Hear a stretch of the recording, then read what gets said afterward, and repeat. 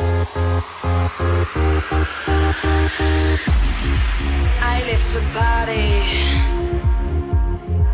I live for life. This is my freedom. Let's live tonight. Tonight, let's live in love. Tonight, let's live in love. Carla Bruni, on est ici chez toi dans ton antre. Une maison proche de Paris, on est en quarantaine de kilomètres de Paris. Une maison de famille, je crois. Hein, ouais, une maison de famille où nous sommes venus tous les week-ends quand nous étions petits, etc. Donc, une maison de souvenirs. T'es né à Turin. Je suis née à Turin, en en Italie. 1967, en Italie, dans le Piémont. Alors, tu nais dans une famille où t'as déjà un frère et une sœur, il y a Virginio. Voilà, qui est mon grand frère. Oh, j'y suis arrivé, je l'ai dit en entier, j'y arrive jamais. Virginio. Hein? Virginio. Virginio. Tu nais dans une famille dite bourgeoise, en fait, hein, c'est ça? Tout à fait. Qu'est-ce que fait papa? Mon papa était industriel toute sa vie, mais la vraie vocation de mon papa était d'être compositeur. D'ailleurs, il est compositeur. Simplement, il a dû travailler toute sa vie, reprendre l'entreprise de son père. Donc, il a composé de la musique avant d'aller au bureau. Donc, il compose toujours la musique maintenant avant d'aller au bureau. Donc, il compose la musique entre 5 et 7. Alors, c'est une musique un peu particulière. C'est la musique dodécaphonique. C'est-à-dire c'est la musique classique contemporaine comme, je sais pas, Schoenberg ou Stravinsky ou Boulez, Bartók. C'est une musique très difficile, c'est une musique qui n'est pas facile à comprendre et à aimer comme ça. C'est une musique compliquée et laborieuse, mais c'est une musique très très puissante. Alors, en revanche, famille d'artistes, je disais, même si papa est industriel, maman est pianiste. Maman est pianiste, concertiste. Maman est pianiste, concertiste, exactement. Et quel genre de musique elle fait, maman? Elle fait de la musique classique. Non, pas du tout, la musique classique. Donc, elle est pianiste, soliste, concertiste. Ouais. Elle accompagne aussi des chanteurs barytons, par exemple, dans les leaders allemands ou les choses comme ça. Et elle accompagne les orchestres. Elle a fait des concerts toute sa vie. Elle adore ça. Elle joue toujours 5-6 heures par jour.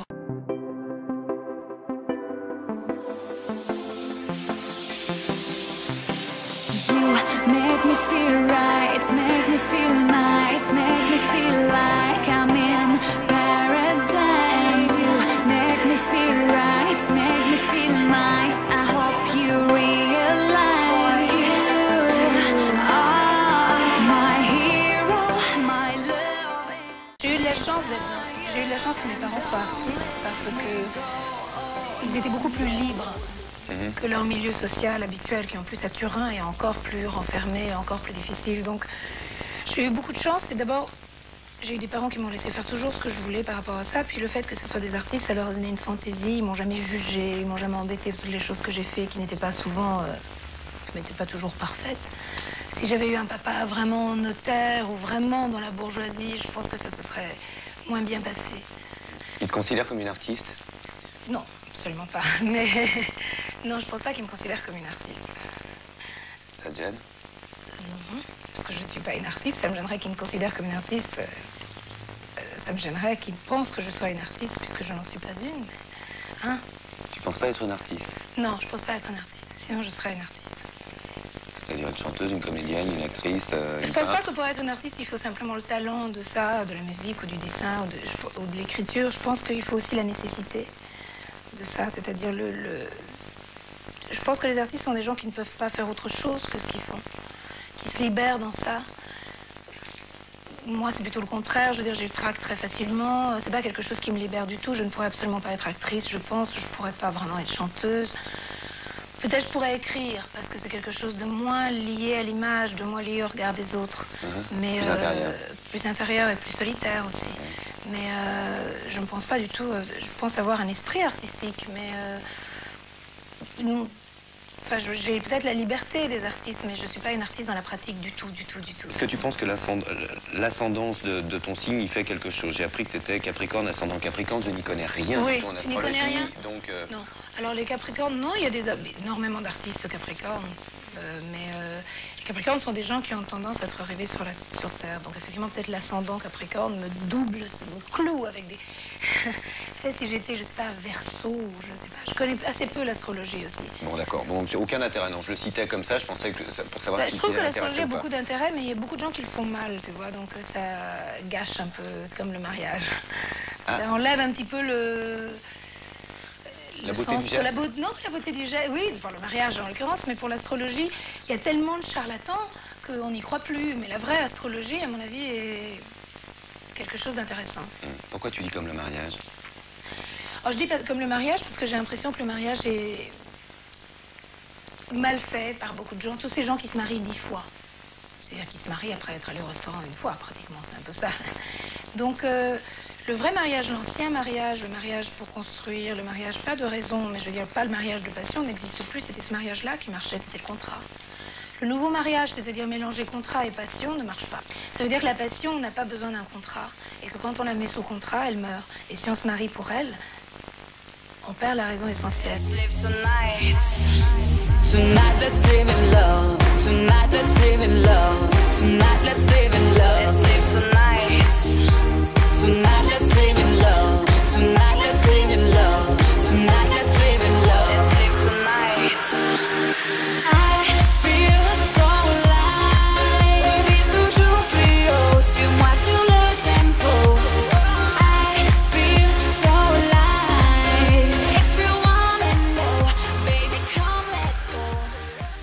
Vers 8-9 ans, t'es une petite fille comment? Un tantinet agitée, plutôt passive, studieuse? Pas studieuse, pas passive, pas tellement agitée non plus, très timide, monstrueusement Ça a timide. changé. Ouais, Je te j'ai le passé confirme. ma vie à passer par-dessus ça. Je crois que j'ai passé mon existence à passer par-dessus cette timidité-là. J'ai choisi le métier où il faut le moins être timide, parce que c'est quand même tout le monde est gêné quand on vous fait des photos. Vous savez, cette gêne-là, j'ai essayé de passer par-dessus ça tout le temps, tout le temps, tout le temps. Mais je veux dire, encore maintenant, je rentre pas dans une pièce sans avoir une angoisse, quelles que soient les personnes qui sont dans la pièce. Je rentre pas dans un restaurant sans me sentir un peu mal. Et quand je sors sur les podiums des défilés, alors là, c'est l'enfer. Un quart d'heure avant, c'est la remise en question totale. Alors... Qu'est-ce que je fous là? Mais qu'est-ce que je fous là? Je peux pas faire ça. C'est-à-dire, la timidité, c'est comme un recul, c'est comme se voir tout le temps. Donc c'est comme une paralysie par rapport au fait qu'on se voit. Donc on ne peut pas danser parce qu'on se voit, on se trouve ridicule. On ne peut pas parler parce qu'on s'entend, on n'aime pas sa voix. On ne peut pas bouger parce qu'on a des gestes paralysés. Donc se voir tout le temps, c'est un peu ça la timidité. Premier disque acheté, tu te souviens? Let It Bleed, Les Stones? ouais. Le gâteau. Avec Gimme Shelter, avec... Let It Bleed, premier disque avec Aftermath. Fait Gimme Shelter, Let It Bleed avec Gimme Shelter, oui, you can't always get what you want. Et là, tu tombes en amour avec les Stones. C'est-à-dire que c'est Voilà. une musique qui te touche. La première fois où j'ai vu les Stones, c'était à la télé. Ils chantaient Emotional Rescue. Et là, je suis tombée en amour avec les Stones. Enfin, je suis tombée en amour avec même pas leur musique, ne comptait même pas. C'était un tel choc thermique de voir les Stones. Tout d'un coup, à la télé, je savais même pas que ça existait. Tout d'un coup, j'ai découvert les Stones. Alors, tout le monde ricanait, évidemment. Surtout mon frère. Elle est mignonne, la petite. Elle est mignonne, la petite. Genre, tout d'un coup, j'en ai fait un pâté énorme. Chez moi, j'obligeais ma mère à regarder les abattoirs en 76. Ouais, le concert des Je abattoirs. sanglotais des après-midi entières quand on me loupait une émission. J'étais collée sur les enfants du rock tous les samedis soirs. You may be low. Du moment, j'ai toujours dragué mes hommes. J'ai toujours cherché mes hommes. C'est toi qui fais le premier pas. Enfin, c'est toi Oui, qui c'est vas moi qui vers. fais le premier pas. Oui, tout à fait.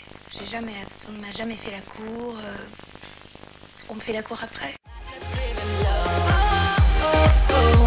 Tonight, let's live in love. Tonight, let's live in love. Tonight, let's live in love.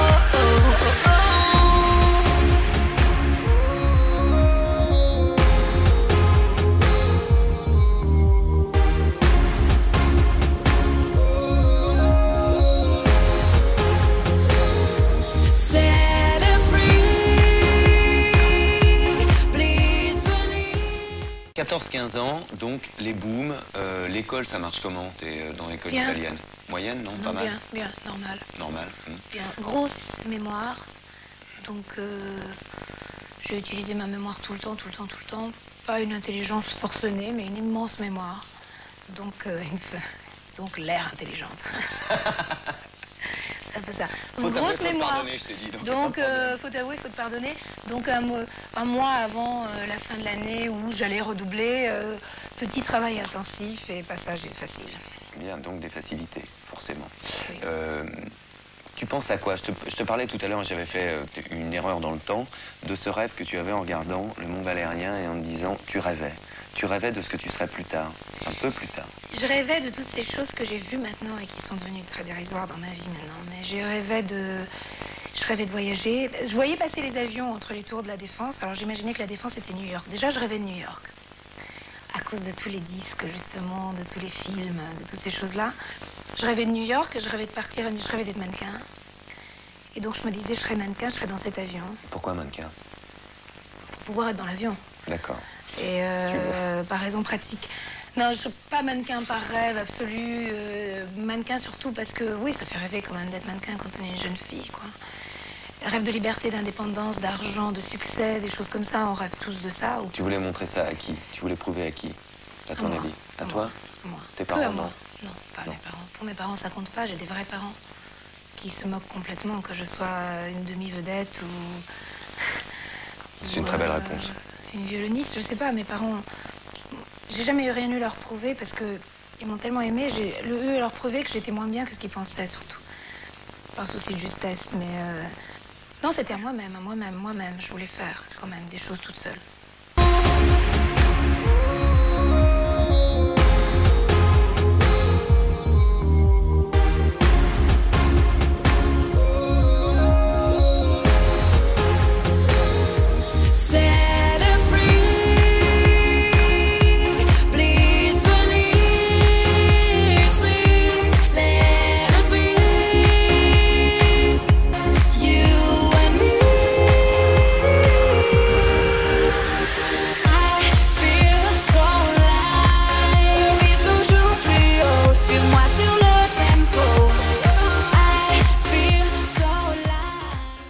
C'est bizarre de parler de moi comme ça, c'est très bizarre. T'as l'impression de parler de quelqu'un d'autre? J'ai pas l'impression de parler de quelqu'un d'autre, j'ai l'impression de parler de quelque chose de très minime. De minime? Je sais pas de faire la grande modeste, mais ça me fait toujours bizarre de parler de mes sentiments, de mes sensations, de mes trucs, tu vois. Jardin secret? Non. Non, pas jardin secret, juste... Ça me fait bizarre, je trouve ça extrêmement flatteur. Mais ça l'est. Mais ça l'est. Mais ça l'est. Bon, là, t'as envie de posséder les mecs, déjà. Tu veux les plus beaux pour toi, celui dont toutes les filles de la classe ou de l'école disent c'est bon, le on le plus veut beau. toutes. On le veut toutes, le plus beau. C'est pas le plus beau qu'on désire, c'est celui qui aime les plus belles, généralement. Ah, c'est très joli Mais aussi, ça. enfin, je veux dire, on désire jamais les hommes beaux, on désire les hommes qui ont des belles femmes, parce qu'on est bêtes. Donc, on va tous dans le même sens, on va tous en vacances au même endroit, t'as remarqué? C'est un peu le principe humain. Mais j'ai pas possédé, non, pas possédé. J'avais un désir qu'ils aient envie de me posséder. C'est plutôt ça. La possession m'intéresse pas du tout. D'abord parce que j'ai pas envie d'être possédée moi-même. Et la possession est pleine de contraintes et vide de liberté, vraiment. Donc... C'est la liberté qui te motive, en fait. Oui, c'est être libre de tes choix et oui. de pouvoir choisir quand Oui. tu veux, à n'importe quel moment. Oui, la liberté. Est-ce que c'est à ce moment-là que tu as craqué sur Téléphone? Parce que Téléphone, c'est 77, tu avais 10 ans, donc c'est un peu plus tard. C'est un petit peu plus tard, c'est Autant de faits divers, Crash ton venin. L'album où ils étaient nus dedans. Ah oui. Donc, Ouais, donc, oui, c'est à ce moment-là, bon, la bombe humaine, quoi. Ouais. C'est le début de ma découverte de Téléphone, en fait. C'est l'époque du bac. Un petit peu avant, un petit peu avant. Trois balles. On te donne 3 balles.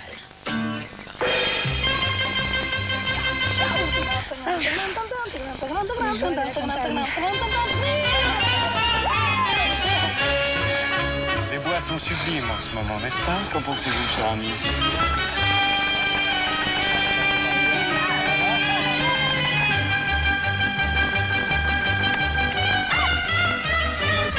Ils nous ont pas au son, là. Non, fais pas de son, on est tranquille. J'aime trop.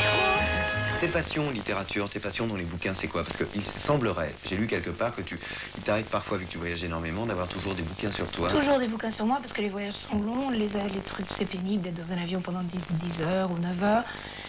Et donc et en plus, pas seulement pour ça, mais aussi parce que notre métier, c'est un métier où on a des rythmes de vie de PDG, de choses comme ça, et on n'a absolument aucune responsabilité. Il faut savoir qu'on a la tête complètement libre, c'est-à-dire que si ça rate, c'est pas de notre faute, s'il fait mauvais, c'est pas de notre faute, si on perd les vêtements, c'est pas de notre faute, si c'est moche, c'est pas de notre faute, c'est pas de notre faute. T'es pas responsable. Donc on n'est pas responsabilisé. Donc on a la liberté de faire absolument tout ce qu'on veut avec sa tête. On n'a pas le stress de ça. Donc on a une liberté énorme parce qu'on peut lire, écrire, écouter de la musique.